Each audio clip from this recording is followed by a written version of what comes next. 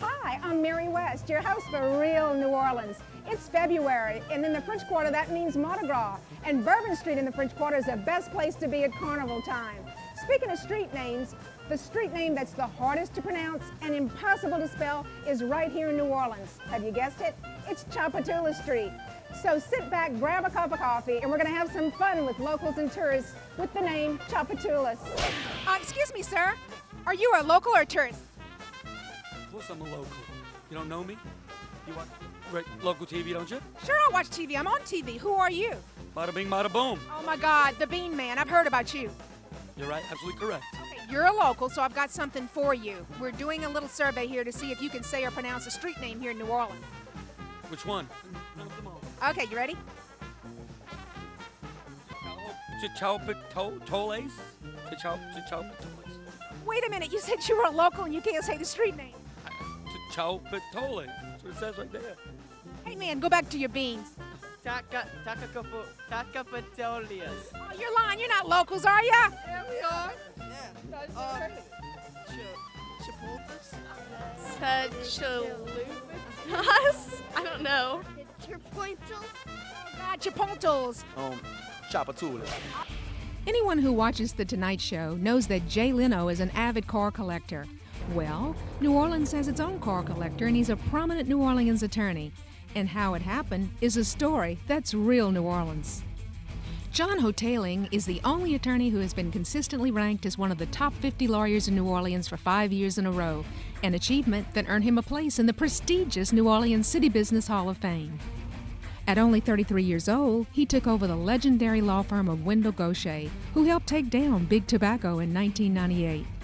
John's been featured as a legal commentator for several TV news stations following Hurricane Katrina and in local magazines for large high-profit cases. His success led him to fulfill his boyhood dream of sports cars, and today he owns a collection of Italian sports cars, including a complete collection of every single vintage Lamborghini ever produced. His collection has been featured in news media worldwide, from local magazines to magazines as far away as Australia, and even on the Discovery Channel.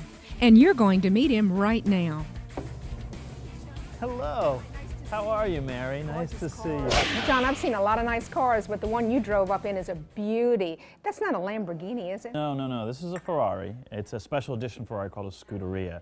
So it's made like a race car. So it's fast, but it's not comfortable. John, I've been told that you're involved in a professional racing series for Ferrari. How did that come about? Well, it certainly didn't start with a Ferrari. It started with a $1,500 Honda that I bought with a friend in college. We wanted to go racing, but we had no money. So he bought the tires, and I bought a flooded-out car that was a little Honda race car. And now you're racing for a Ferrari racing team, correct? Well, it's called the Ferrari Challenge, and what it is Ferrari in Italy makes these cars specifically for the racing series. So all the cars are the same, and it's called a gentleman's racing series, which means that it's not you don't have professional drivers. The owners are actually the drivers.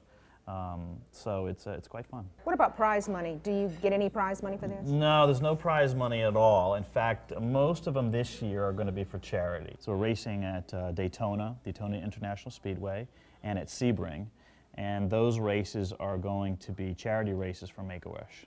So how do you go about racing from a $1,500 Honda to a $300,000 Ferrari?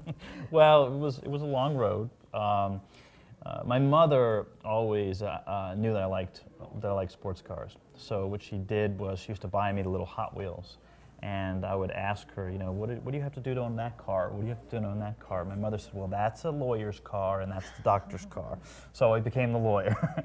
But when I was in, specifically the way it sort of all happened was I was in law school, actually it was undergrad school, and my mother cut a picture out of this famous lawyer in New Orleans. And she knew I always liked cars, and she wanted me back in New Orleans.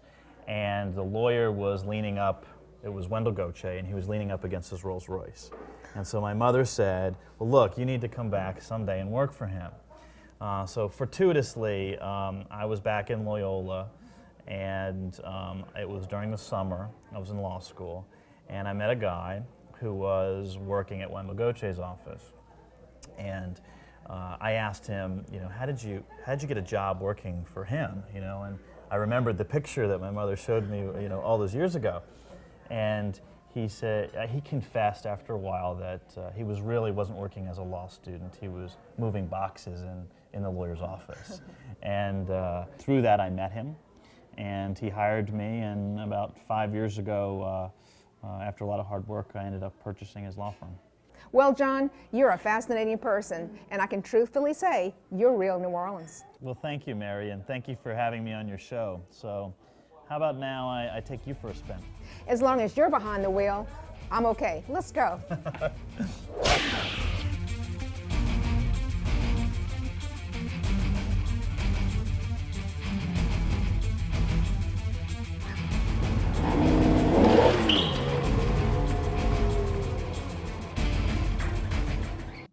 In New Orleans, there's no denying it's our legs that take us where we want to go, but it's really our hands that are the real hero. For whether it's shucking oysters, or mixing a famous New Orleans cocktail, shaking hands, or lending a hand, hands are important. And that takes us to the Office of Hand Center of Louisiana, where the treatment of hands takes center stage. Hi, Mary, and welcome to our practice. Tell us a little bit about you and your practice. A lot of specialists are so subspecialized that many people think general orthopedics or general surgery or plastic surgery, but there is a specialty, hand and upper extremity, of which we're fellowship trained, and we really specialize in the care of injuries that begin from the fingertips that extend to the shoulder. You know, the interesting thing is people don't have to go to a hospital to be treated. How do you treat people with injuries here? We get a lot of referrals from physicians, primary care physicians, orthopedists for complicated issues, but our practice is very open to the direct referral as well. We do a lot of diagnostic testing. We do nerve conduction studies. Not all patients that come and see us have to have surgery. Many patients just need special testing. We have MRI available. We have neurology. We have rheumatology available to us. We have, and then of course we have in-office surgeries. We have a full therapy center, which takes care of burns and injuries of the hand. So any injury that has to do with the hand or upper extremity, that's what Hand Surgical Associates offers patients. Dr. George, you have such a charitable heart, and I know you do a lot of funding for projects, such as the Leadership Group Project for Project Adventure. Tell us a little bit about that.